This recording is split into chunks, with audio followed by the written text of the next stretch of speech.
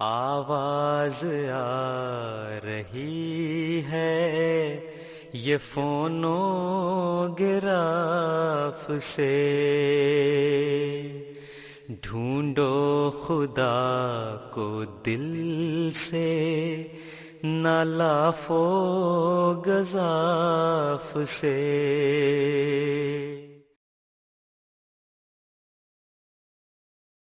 أعوذ بالله من الشيطان الرجيم. بسم الله الرحمن الرحيم. Viewers of MTA Africa, Assalamu alaikum and welcome to another episode of Future of Work. Today, we are diving into a topic that's as critical as it is complex: cybersecurity. In today's world, where almost every part of our lives has gone digital, from our finances to healthcare, our communication, our businesses, the threats lurking in the digital space are just as real as those in the physical world. That's why this episode is titled Guardians of the Digital Age, Cybersecurity Architects. Because truly, cybersecurity experts have become the unseen heroes of our time, working behind the scene to protect our data, our system, and trust in our technology. Think about it. As we build smarter cities, expand cloud computing, and rely more heavily on artificial intelligence, the digital terrain becomes even more vulnerable, and it takes a special kind of thinker to not only understand those vulnerabilities, but to design strongholds around them.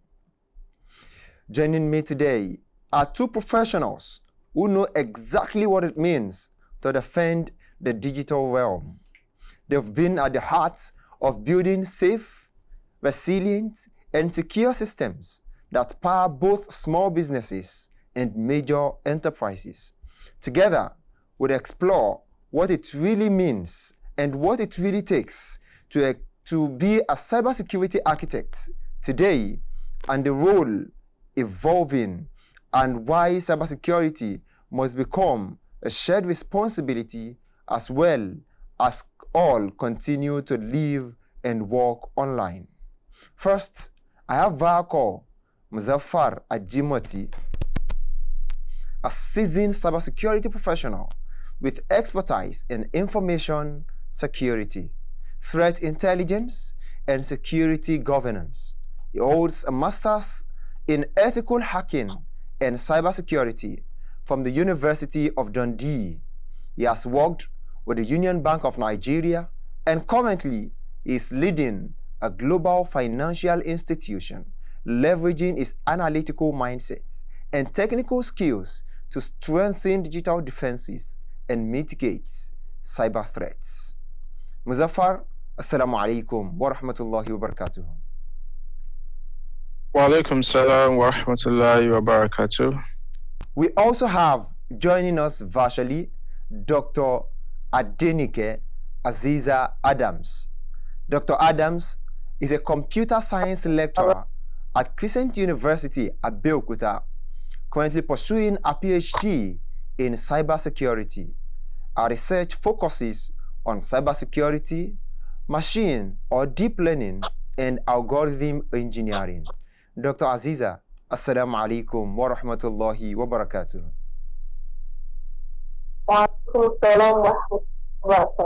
It's nice to have you here, ma'am. Thank you. Thank you so much for having me on the program. Before we continue with the discussion, we have interviewed some individuals to get their opinion about cybersecurity and what it does in our society. Let us listen to them. I feel averagely secure because I instilled in myself some habits and steps that have made me a little bit secure on the internet space.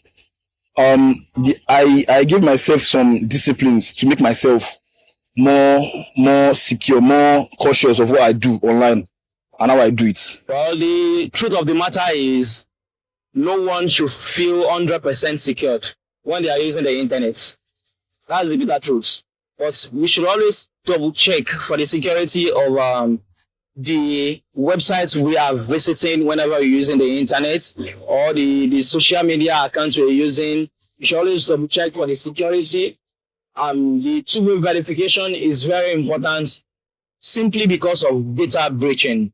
Data breaching is a whole lot, the issue of the internet fraudsters, cyber security, and all that. I feel safe because when I'm using the internet, I make sure I prioritize my security by using the two-factor authentication and making sure of using a strong password. I also think that is a general issue. Sometimes, if I'm on internet, I used to be afraid that hope all my private data are safe. That is why sometimes when I'm online or I click on any unknown website, when I'm fixing my password, I make sure I put some strong other guess password so it won't be able to access. Although everyone is online, you can see all what hackers are doing, so and all that. So you need to put strong password and all those in on your social private stuff. And make sure you on all those two verification stuff. It's on Facebook, and make sure you don't click on all those unknown website that you'll be able to have access to your own personal information on your personal data. That can cause many this thing on your own personal information that can cause arrest and all stuffs. I take a lot of steps in protecting my data, my personal data from the internet. Because the way the internet is going now, there is a lot of fraud, a lot of account hackers are manipulating the internet a lot. So I make sure I prioritize my personal data by using a strong password, as I said before, because that one will help me in maintaining my personal data. I take precautionary steps to protect my personal identity online.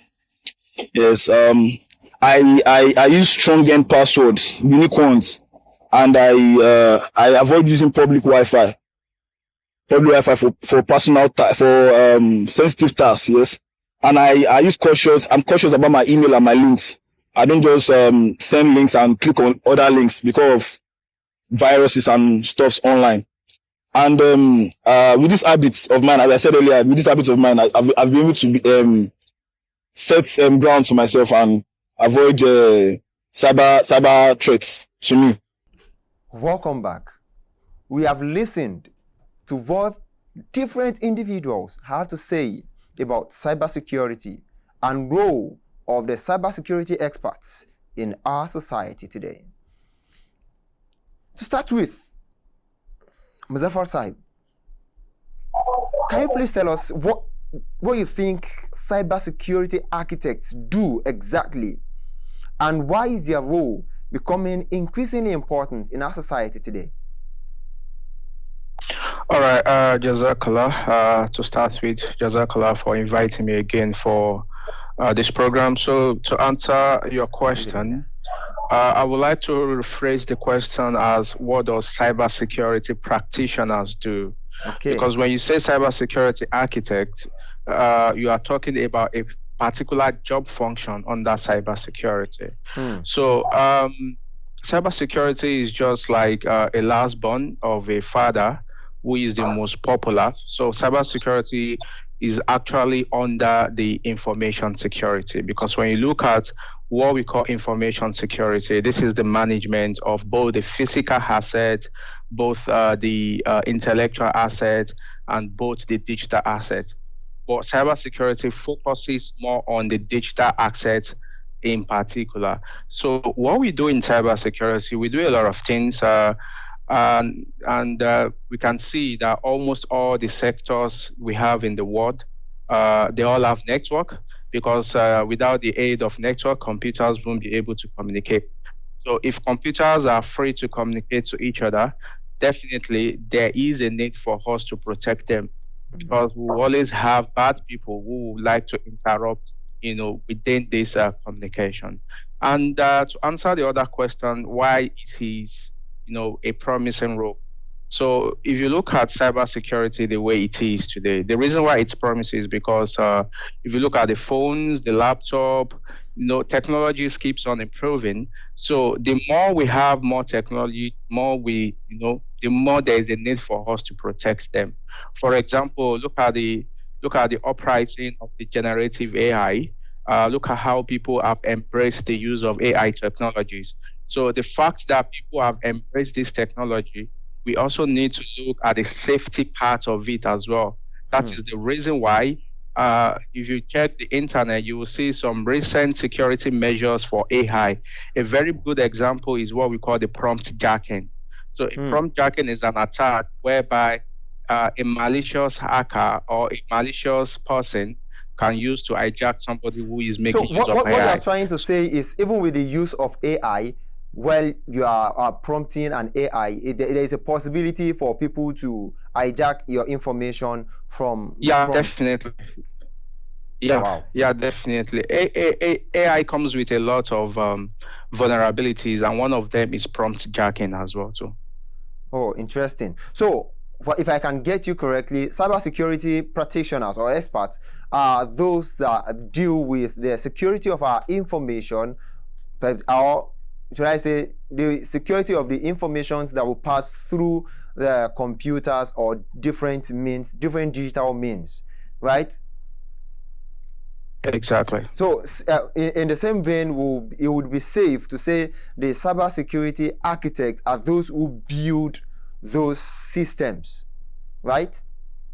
Well, what we can say is a cybersecurity architect is the one that comes up with the architectural diagram of how we are going to protect ourselves. So they are the one that come up with, it's just like building. For example, if you want to build your house now, you need an architect to give you the structural drawing of the building. So it's the same thing for the cybersecurity architect. And that was why I said that the cybersecurity architect is just a job role under cybersecurity. Exactly. So in the line of this, our discussion, I will definitely tell you more about the other aspects of cybersecurity that we have. Okay. But the architect is more about the person that comes up with a plan. Jazakumullah khairan, Muzaffar Sahib. We'll come back to you. Now to Dr. Aziza. So Muzaffar has given us some information about cybersecurity and what cybersecurity architects do. But can you please give us more information? We want to know, what are some of the common cyber threats businesses and individuals face, and how can we mitigate or defend against these challenges and threats? Thank you very much. We have a lot of cyber threats, and cyber threats keep evolving. Today we are dealing with one, tomorrow we are dealing with another thing. It's a case of catch me if you can with all these cyber threats. So, for example, we have the phishing attack, where we have deceptive emails, texts, and websites tricking novice or users into giving up their sensitive information, passwords, credit card numbers, and so on and so forth. And the target does not limit to any individual. It could be CEOs, even the cleaner. Once you are on the cyberspace, you are at risk of falling a victim of phishing attacks. Also, we have ransomware. That's the malicious software that encrypts data, and it demands a payment in a certain currency. And it does not limit to any organization. We have hospitals falling victim, individuals, different organizations falling victims of all the cyber threats. We have masquerade attacks too. Masquerade attacks where someone appears to be who they are not. They are just there. They are pretending. As we are looking at you, we may be looking at a masquerader sitting here when you are not even the host at all. So we have all these cyber threats there. And we are conducting a lot of research day in, day out to make sure that all these threats are mitigated one way or the other. So that's why we have different intelligence systems using AI, using a lot of all these machine learning models to mitigate cyber threats. So those and more are examples of cyber threats that we have today. You have mentioned some of the cyber threats that we have. So what way can we defend against these threats, especially for business? Because we are talking about the future of work. which we already are. So how can we defend against this attack to ensure that our businesses do not go into jeopardy? Yeah, thank you very much. Like I said, in the research areas, we are looking at installing even antivirus software can no longer mitigate all these attacks, except you have various antiviruses. I'm talking about 2, 3. If this one does not go, you have another one that is going. And also, those that are falling victim, for example, the phishing attacks, those that are falling victim of phishing attacks, you don't need to click on an email that you did not solicit for. Once you are thinking that this mail looks trickish, definitely you don't need to click on anything. And we have different awareness going on. For example, we have different two-factor model that can help you mitigate all these attacks. You look at it, you send an email that does not belong to you, send it to the trash immediately, or you delete it from your emails. And we send different awareness to people that, okay, if you see a mail that does not belong to you, or that the URL or the email address looks suspicious, just make sure that you don't fall victim. As a masquerader, for masquerade attacks, where you have people masquerading as owner of a system where they are not, you can have an intrusion detection system which goes off.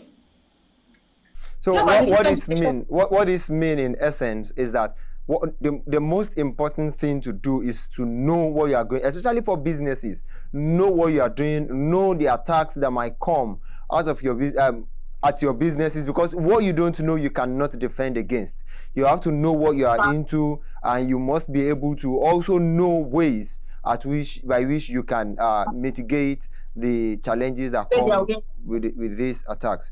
Okay, thank you very much, ma'am. Muzaffar Sahib.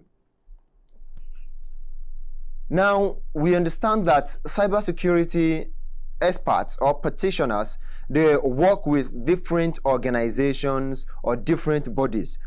How do they work with these organizations to prevent and mitigate cyber attacks? There's a difference between working as an individual or working with individuals and working with organizations. How do they work with organizations to mitigate these attacks? All right, it's very simple. The way every organization around the works, assist that organization to protect themselves, it's simple. Because every organization that practices cybersecurity, they will definitely follow some particular cybersecurity framework. The two popular frameworks are the ISO 27701 and the NIST cybersecurity framework. And if you take a look at these cyber frameworks, they answered your question, but I'll break it down into pieces for you. Okay. So one of the ways cybersecurity experts help organizations to defend themselves, the first procedure is identification. It doesn't make sense if you are protecting something you don't know. So the first procedure is for you to identify your asset. You need to know what you have. You need to know what you are defending. You need to know the importance of all these things. And that's the reason why when they are done with the identification, they come up with some various risk policy. And that's why we have some careers in cybersecurity that we call the governance, risk, and compliance. So these are the people that do that type of job. So apart from the identification, so once they are done identifying their asset, the next thing they do is to defend. So when they defend, remember I said they have to identify. Once you've identified your asset, then you now come up with some defense strategy. So after you are done coming up with your defense strategy, you also need to do what? You also need to detect in case there's an intruder. So when you are done detecting all these things, you need to be able to respond to the incident. Then when you respond to incident, you need to be able to recover. Because when you recover, you learn from the mistake. If you allow me, I would like to use a house as an example. Let's say we have a White House. It's a very beautiful house, but we have a particular room where we have money inside. We've identified that this particular room, we don't want the money to miss. So once we've identified it, the next thing we'll do is to defend that room. So what are the measures used to defend the room? You can decide to install CCTV camera You can decide to build a house, a wall. You can decide to hire a security guard. But defending it, it's not going to help us. We need to be able to detect if somebody decides to walk inside that house. And let's say, for example, somebody decides to climb over the wall. So that procedure is a detection procedure. So cybersecurity helps organization using the cybersecurity popular frameworks. So those are the things they use in protecting the organization.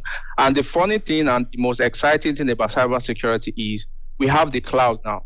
So if you look at the procedure I've just mentioned, if you have an organization that decides to move on to the cloud, they can still use this same strategy. So when you go to the cloud, you have to identify the things you need to protect yourself. Then you also come up with cybersecurity defending tools to defend your assets. Then you come up with the detection tool because you need to be able to detect if somebody is trying to get into your network. Then in case if somebody is able to penetrate through, you need to be able to respond and protect yourself. So once you've successfully protected yourself, you need to be able to recover from that attack so that you'll be able to block subsequent attacks that have similar patterns. So in short, I don't know if I'm allowed to say, so for cybersecurity practitioners to work with organizations to prevent and mitigate cyber attacks, we have IDDRR, right? Identification, defense, detection, then response and recovery. So these 5 stages are stages that must be taken to ensure complete prevention against cyber attacks and to probably recover or mitigate the effects that have happened due to the cyber attacks. Yeah, exactly. Okay, Dr. Aziza, having understood these 5 steps that have been taken to ensure that we have a very safe information online, I still feel like it's important for us to look at the aspect of the government and policies, because without government policies, without regulation, some things might still not go the way we want it to go. So what role do you think government and regulation play in ensuring that cybersecurity is that there is cybersecurity and that there are no gaps in, or what do you think are the gaps in the current policies that we have? What are those policies that should be upgraded? Thank you very much. The roles of government in ensuring cybersecurity standards are met cannot be overemphasized, or neither can it be underemphasized. Number one, some of the roles the government has to play when it comes to cybersecurity policies and standardization is creating cybersecurity law and regulations.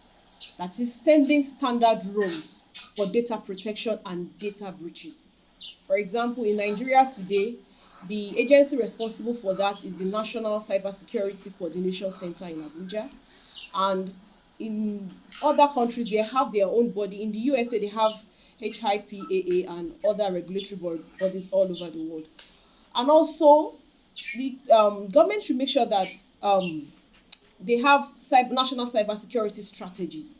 That is, they invest hugely into cyber defense capabilities. And also we have enforcement on penalties. Once you go, if the Yorubas will say, once you go overboard with all these things, there must be penalties and you have to be prosecuted accordingly. And also we have the cyber threat intelligence sharing. In cybersecurity, there's something called threat modeling. That is when you envisage an attack, you see how it's going to look like, so that you look forward. Once something like that happens, you mitigate it accordingly. So you have different programs that are responsible for that. So the government can also come in by making sure that they have a cyber threat intelligence sharing system. Once someone has done something, they should be able to share it amongst the companies that are responsible for cyber So all of these rules that you have highlighted, are they in existence already, or they are not yet in existence? Using Nigeria as a case study. Some are, some are not. In the Cybersecurity Expert Group Association of Nigeria, we have some things that are already in place, and National Cybersecurity Coordination Center in Abuja, they are also doing a lot of things, bringing different people on board, creating threat modeling, looking at different attacks that may come up, mitigating it. Yes, there are, but there is still not much awareness as to that. So what you are saying in essence is the state of things currently, one thing that is more important is awareness, making people aware of what they are supposed to do and some of these things that they should do to ensure they protect themselves against cyber attacks. Exactly. And these things it still boils down to the lack of, we are still lagging behind in terms of technology in Nigeria. We are still lagging behind. And I think that is what is trying to incapacitate a lot of things in Nigeria lately. But the government is putting a lot of effort into doing that. So, Muzaffar Sahib, now,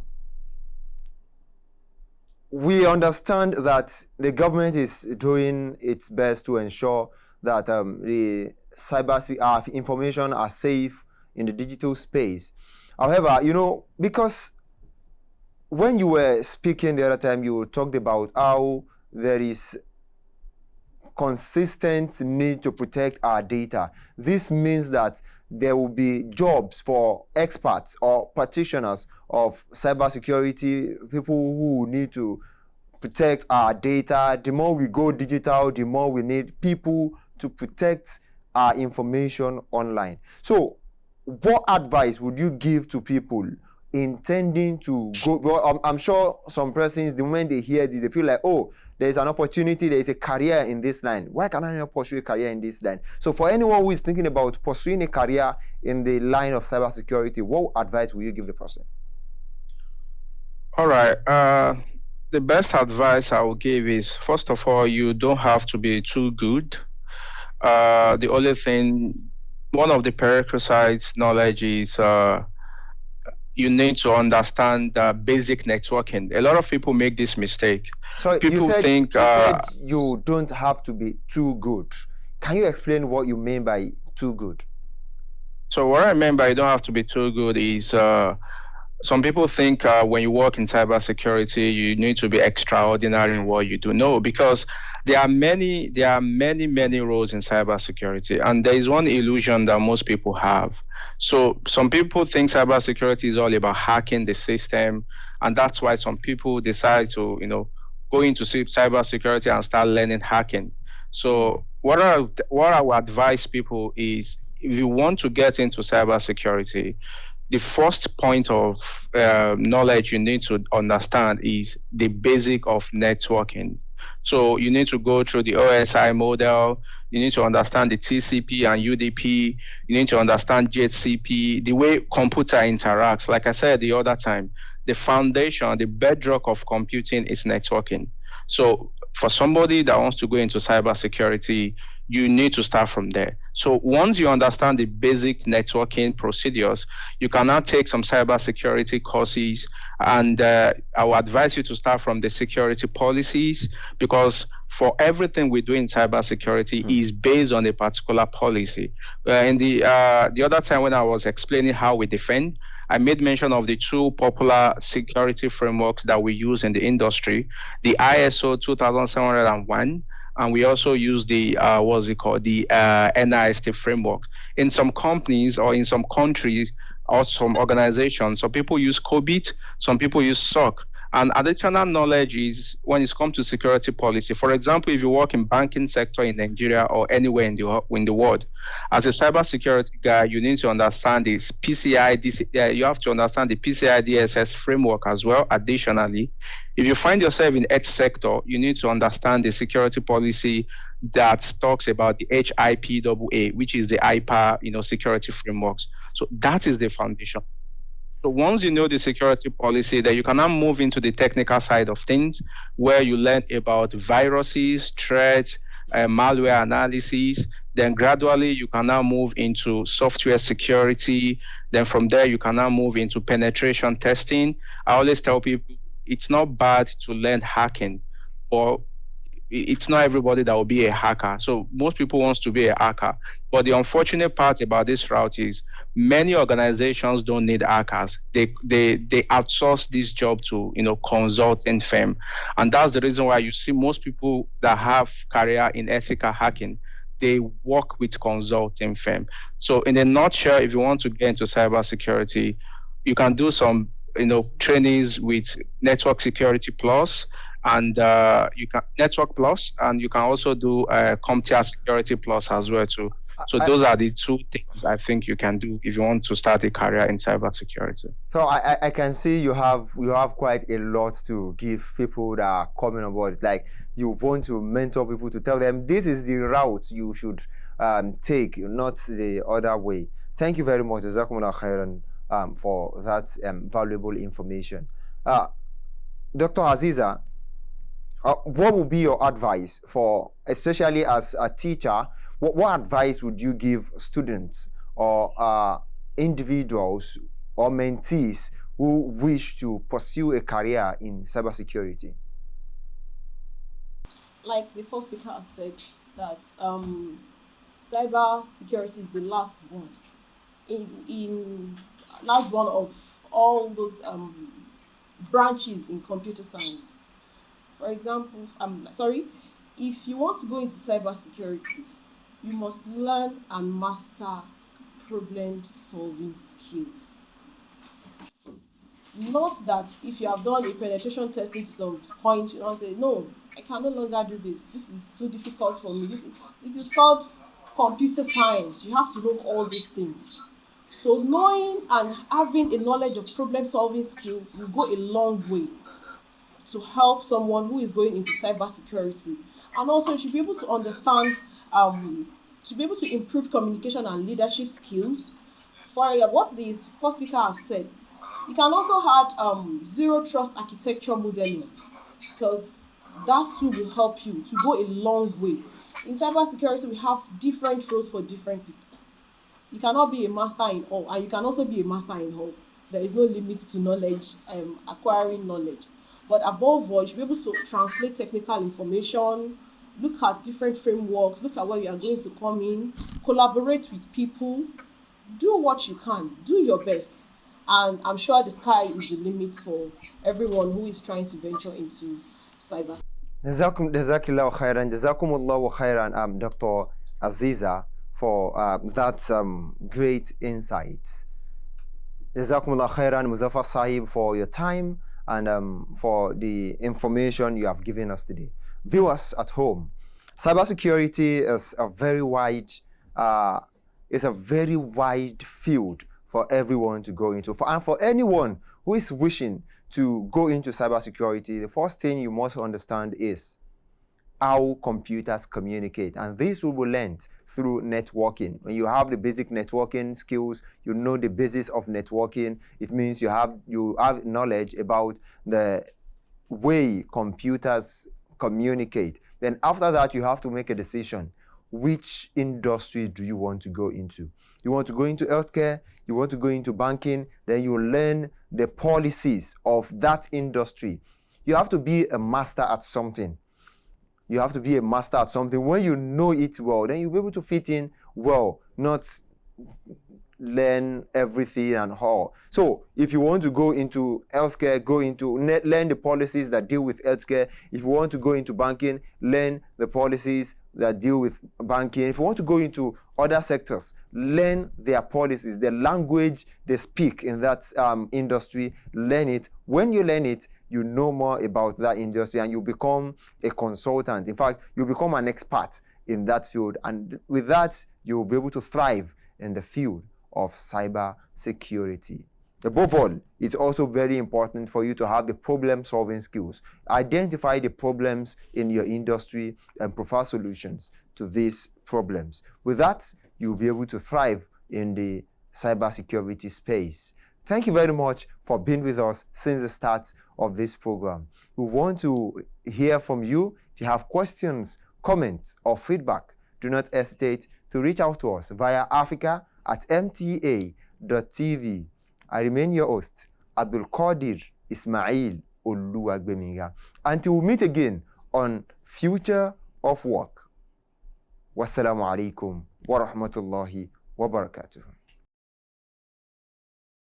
जब तक अमल नहीं है दिले पाको साफ से,